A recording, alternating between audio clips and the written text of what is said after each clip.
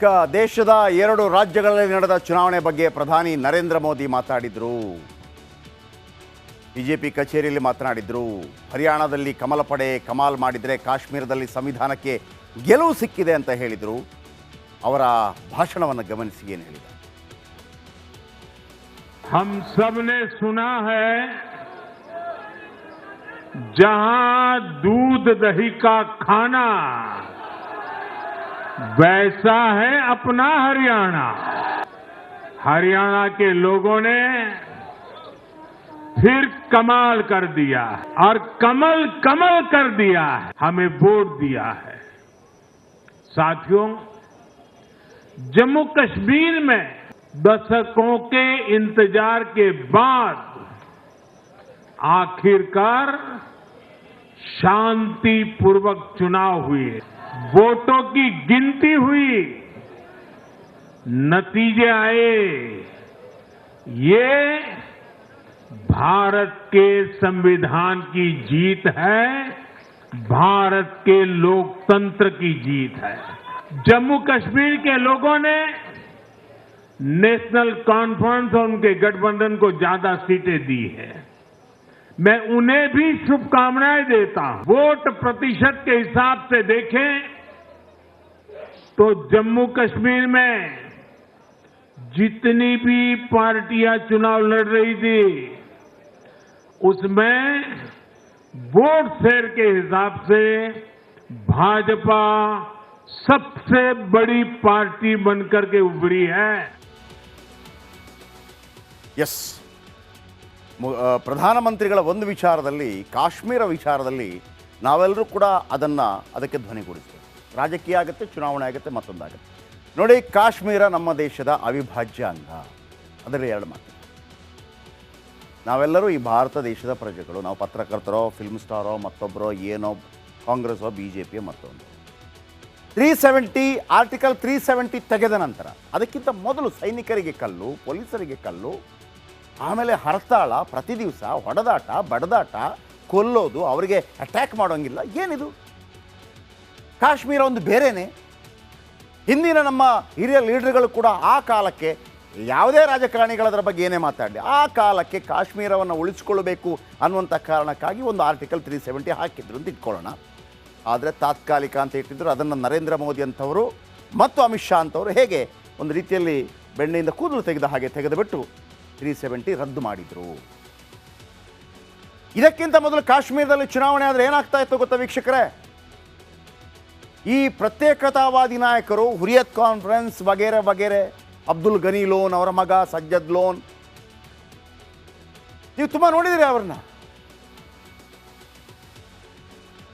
ಚುನಾವಣೆ ಬಹಿಷ್ಕಾರ ಮಾಡ್ತಾ ಇದ್ರು, ಚುನಾವಣೆ ಮಾಡೋದಕ್ಕೆ ಬಿಡ್ತಾ ಇರಲಿಲ್ಲ. ವಿಶೇಷವಾಗಿ ನೀವು ಅನಂತನಾಗ್ ಬಾರಾಮುಲ್ಲಾ ಕ್ಷೇತ್ರ ಇದೆಯಲ್ಲ, ಈ ಕಣಿವೆ ಕ್ಷೇತ್ರ, 0% ವೋಟ್ ಆಗ್ತಾ ಇತ್ತು. ವೋಟ್ ಮಾಡೋಕ್ಕೆ ಬಿಡ್ತಾ ಇರಲಿಲ್ಲ ಭಯದಲ್ಲಿ. ಅಮರನಾಥ್ ಯಾತ್ರೆಗೆ ಹೋಗೋದು ಕಷ್ಟ, ಅಲ್ಲಿ ಏನು ಪ್ರವಾಸಿಗರು ಹೋಗೋದು ಕಷ್ಟ. ಹಾಗಂತ ಎಲ್ಲ ಶಮನವಾಗಿದೆ ಅಂತ ನಾನು ಹೇಳ್ತಾ ಇಲ್ಲ. ದಿಕ್ಕು ಸರಿಯಾಗಿ ಸಾಗ್ತಾ ಇದೆ. ಯಾಕೆ ಅಂತಂದರೆ, ಯಾರೆಲ್ಲ ಪ್ರತ್ಯೇಕತಾವಾದಿ ನಾಯಕರಿದ್ದರು, ಚುನಾವಣೆಯನ್ನು ಬಹಿಷ್ಕಾರ ಮಾಡ್ತಾಯಿದ್ರು, ಅವರೇ ಅವಾಮಿ ಲೆಹತ್ ಪಾರ್ಟಿಗಳನ್ನು ಮಾಡಿಕೊಂಡು ಚುನಾವಣೆಯಲ್ಲಿ ಭಾಗವಹಿಸ್ತಾ ಇದ್ದಾರೆ. ಚುನಾವಣೆಯಲ್ಲಿ ಭಾಗವಹಿಸಿದ ನಂತರ ಬೇಕಿದ್ರೆ ಅವರೇ ಅಲ್ಲಿ ಅಧಿಕಾರವನ್ನು ಪಡೆಯಲಿ, ತಪ್ಪಿಲ್ಲ. ಅದನ್ನೇ ನರೇಂದ್ರ ಮೋದಿ ಅವರು ಹೇಳಿದ್ದು. ನ್ಯಾಷನಲ್ ಕಾನ್ಫರೆನ್ಸ್ ಆಗಲಿ, ಮತ್ತೊಂದಾಗಲಿ, ಮಗದೊಂದಾಗಲಿ ಪಡೆಯಿರಿ. ಪ್ರಜಾತಂತ್ರ ವ್ಯವಸ್ಥೆಯಲ್ಲಿ ಹೆಂಗಿದೆ ಅದನ್ನು ಮಾಡಿ. ಅದು ಬಿಟ್ಟುಬಿಟ್ಟು ಪ್ರತ್ಯೇಕತಾವಾದಿಗಳಾಗೋದಕ್ಕೆ ಅವಕಾಶ ಇಲ್ಲ.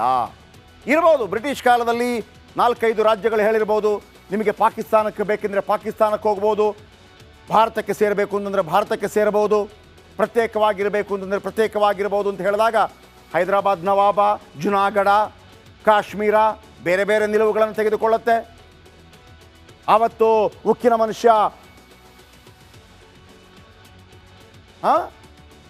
ಇಲ್ಲದೇ ಇದ್ದರೆ, ಪಟೇಲ್ ಇಲ್ಲದೇ ಇದ್ದಿದ್ರೆ ಇವತ್ತು ನಮ್ಮ ದೇಶದ ಒಳಗಡೆ ಹೈದರಾಬಾದ್ ಪ್ರತ್ಯೇಕ ದೇಶ ಆಗಿರ್ತಾ ಇತ್ತು, ಜುನಾಗಢ ಪ್ರತ್ಯೇಕ ದೇಶ ಆಗಿರ್ತಾ ಇತ್ತು, ಜಮ್ಮು ಕಾಶ್ಮೀರ ಪ್ರತ್ಯೇಕ ದೇಶ ಆಗ್ತಾ ಇರ್ತಾ ಇತ್ತು. ಬಟ್ ಆ ನಾಯಕರುಗಳೆಲ್ಲ ಸೇರಿಸಿದ್ರಲ್ವಾ. ಇವತ್ತು ಪ್ರತ್ಯೇಕತಾವಾದಿ ನಾಯಕರು ಜೊತೆಗೆ ಬಂದು ನಿಲ್ತಾ ಇದ್ದಾರೆ, ಎಲೆಕ್ಷನ್ ಎದುರಿಸ್ತಾ ಇದ್ದಾರೆ. ಇಲ್ಲಿ BJP ಗೆಲ್ತೋ, ಕಾಂಗ್ರೆಸ್ ಗೆಲ್ತೋ, JDS ಗೆಲ್ತೋ ಅಲ್ಲ, ನ್ಯಾಷನಲ್ ಕಾನ್ಫರೆನ್ಸ್ ಗೆಲ್ತೋ ಅಲ್ಲ.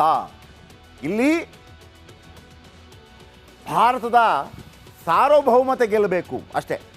ಭಾರತ ಸಾರ್ವಭೌಮತೆ ಗೆಲ್ಲಬೇಕು. ನಾವು ನೀವು ಅಷ್ಟೇ. ನೀವು ಬಿ ಜೆ ಪಿನೋ, ಕಾಂಗ್ರೆಸ್ಸೋ, ನ್ಯಾಷನಲ್ ಕಾನ್ಫರೆನ್ಸೋ, ಮತ್ತೊಂದು ಅದೆಲ್ಲವೂ ಇರಲಿ. ಕಾಶ್ಮೀರ ನಮ್ಮದು, ಜಮ್ಮು ಕಾಶ್ಮೀರ ನಮ್ಮದು. ಇದನ್ನು ಹೇಳ್ಕೊಳ್ಳೋದಕ್ಕೆ ಯಾವ ಪತ್ರಕರ್ತನೇ ಆಗಿರಲಿ, ಯಾವುದೇ ಪಾರ್ಟಿಯವನೇ ಆಗಿರಲಿ, ಅದಕ್ಕೆ ಹಿಂದೇಟು ಹಾಕುವಂಥದ್ದು ಬೇಡ. ನೇರವಾಗಿ ಹೇಳೋಣ, ಜಮ್ಮು ಕಾಶ್ಮೀರದಲ್ಲಿ ಪ್ರಜಾತಂತ್ರ ವ್ಯವಸ್ಥೆ ಗೆಲ್ಲಬೇಕು, ಸಾರ್ವಭೌಮತೆ ಶೈಲಿಯಲ್ಲಿ ವ್ಯಾಖ್ಯಾನಿಸಿದರು. ಯಾವ ನಾಯಕರು ಏನು ಹೇಳಿದರು, ಬನ್ನಿ ಇದರ ಬಗ್ಗೆ ಯಾವೆಲ್ಲ ರಿಯಾಕ್ಷನ್ಗಳು ಬಂತು ನೋಡಿ. ಭಾರತೀಯ ಜನತಾ ಪಾರ್ಟಿಯ ಸರ್ಕಾರ ಸತತವಾಗಿ 3ನೇ ಬಾರಿಗೆ ಇವತ್ತು ಅಧಿಕಾರಕ್ಕೆ ಬರ್ತಾ ಇರ್ತಕ್ಕಂಥದ್ದು. ಒಂದು ಹ್ಯಾಟ್ರಿಕ್ ಸಾಧನೆಯನ್ನ ಅಲ್ಲಿ ಬಿಜೆಪಿ ಸಾಧನೆ ಮಾಡಿರ್ತಕ್ಕಂಥದ್ದು. ಹರಿಯಾಣ ರಾಜ್ಯದಲ್ಲಿ ಕಾಂಗ್ರೆಸ್ ಪಕ್ಷದವರು ಬಹಳಷ್ಟು ಪಿತೂರುಗಳನ್ನ ಮಾಡಿದ್ರು. ಕಾಂಗ್ರೆಸ್ನವ್ರು ಏನೇ ತಿಪ್ಪರ್ಲಾಗ ಹಾಕಿದ್ರು ಸಹ ಕಾಂಗ್ರೆಸ್ಸಿನ ಗ್ಯಾರಂಟಿಗಿಂತ ನರೇಂದ್ರ ಮೋದಿಜಿಯವರ ಅಭಿವೃದ್ಧಿಯ ಗ್ಯಾರಂಟಿ ಬಗ್ಗೆ ಆ ರಾಜ್ಯದ ಜನ ವಿಶ್ವಾಸವನ್ನು ಮತ್ತೊಮ್ಮೆ ವ್ಯಕ್ತಪಡಿಸಿದ್ದಾರೆ. ಪಕ್ಷದ ದೃಷ್ಟಿಯಿಂದ ನಾನು ಹೇಳಿದೆ. ಹರಿಯಾಣದಾಗ ನಾನು ಹೇಳಿದ್ದೆ ಅವತ್ತು ಉದಾಹರಣೆ. ಹರಿಯಾಣದಾಗ ಇದನ್ನು ಪ್ರಚಾರ ಮಾಡ್ತಾನೆ ಮೋದಿ. ಹಳ್ಳಿಗೆ ಹೋಗ್ತಾರ. ಹರಿಯಾಣದಾಗ ಇಫೆಕ್ಟ್ ಆಕತಿ. ಹರಿಯಾಣದಾಗ ನೋಡಿ ಈಗ ಇಫೆಕ್ಟ್ ಆಗೈತೆ ಇಲ್ಲ, ಸ್ವಲ್ಪ ಕಾಶ್ಮೀರದಾಗ ಆಗೈತೆ, ಗೆದ್ದವೆ. ಹರಿಯಾಣದಾಗ ಇಡೀ ಈ ಹರಿಯಾಣ ತುಂಬಾ ಮೋದಿ ಹೋಗಿ ಬೇರೆ ಕರ್ನಾಟಕದ ಇದು ಮಾಡಿದೆ. ಹಿಂಗೆ ಅದು ಇಫೆಕ್ಟ್ ಆಯಿತು. ಆ ಇಫೆಕ್ಟಿಂದ ಹರಿಯಾಣದಾಗ ನಾವು ಸೋಲ್ತಕ್ಕಂಥ ಪರಿಸ್ಥಿತಿ ಬಂದಿದೆ. ಸೊ 100ಕ್ಕೆ 100 ಗೆಲ್ಲುವಂಥ ವಿಶ್ವಾಸ ಹರಿಯಾಣದಲ್ಲಿತ್ತು. ಆದರೆ ನಮ್ಮದು ಡೌಟ್ಫುಲ್ ಇರೋದು ಜಮ್ಮು ಕಾಶ್ಮೀರದಲ್ಲಿ ಇತ್ತು. ಅಲ್ಲಿ ನಾವು ಗೆದ್ದಿದ್ದೀವಿ, ಇಲ್ಲಿ ಸೋತಿದ್ದೀವಿ. ಆದರೆ ಏನು ಮಾಡ್ಲಿಕ್ಕಾಗಲ್ಲ, ಜನರ ತೀರ್ಮಾನ ಅಂತಿಮ. ಗೊತ್ತಿಲ್ಲ, ಅಲ್ಲಿ ಏನು ಲೋಕಲ್ ಆಗಿದೆ ಗೊತ್ತಿಲ್ಲ. ಯಾಕಂದರೆ ಎಲ್ಲ ಸರ್ವೆಗಳು ಕೂಡ ನಮ್ಮ ಪರವಾಗಿದ್ದೀವಿ. ಸೊ ಜನರ ಬಾಯಲ್ಲಿ ಕೂಡ ನಾವು ಗೆಲ್ತೀವಿ ಅಂತಿತ್ತು. ಸೊ ಅಲ್ಲಿ ಸ್ಥಳೀಯ ಏನಾಗಿದೆ ಗೊತ್ತಿಲ್ಲ. ಸ್ಥಳೀಯ ಏನಾದ್ರು ಸಮಸ್ಯೆ ಆಗಿರ್ಬೋದು, ಆಗದೆ ಹಂಗೆ ಸಾಧ್ಯ ಇಲ್ಲ. ಇನ್ನು ಮೂಡಾ ಹಗರಣಕ್ಕೆ ಸಂಬಂಧಪಟ್ಟ ಹಾಗೆ ನಾನು ಅವತ್ತಿಂದ ಹೇಳ್ತಾ ಇದ್ದೀನಿ, ಒಂದು ವೇಳೆ ಇಡಿ ಎಂಟ್ರಿ ಕೊಟ್ಟಿದೆ, ಯಾವ ಸಂದರ್ಭದಲ್ಲಿ ಏನಾಗ್ಬೋದು ಗೊತ್ತಿಲ್ಲ. ಈ ನಡುವೆ ಹೈಕಮಾಂಡ್ ಜೊತೆ ದೊಡ್ಡ ದೊಡ್ಡ ನಾಯಕರ ಮಾತುಕತೆಗಳಾಗ್ತಾನೇ ಇದೆ. KB ಕೋಳಿವಾಡ್ ರಾಜೀನಾಮೆ ಕೊಡಿ ಅಂತ ಹೇಳೇ ಬಿಟ್ಟಿದ್ದಾರೆ ಡೈರೆಕ್ಟಾಗಿ.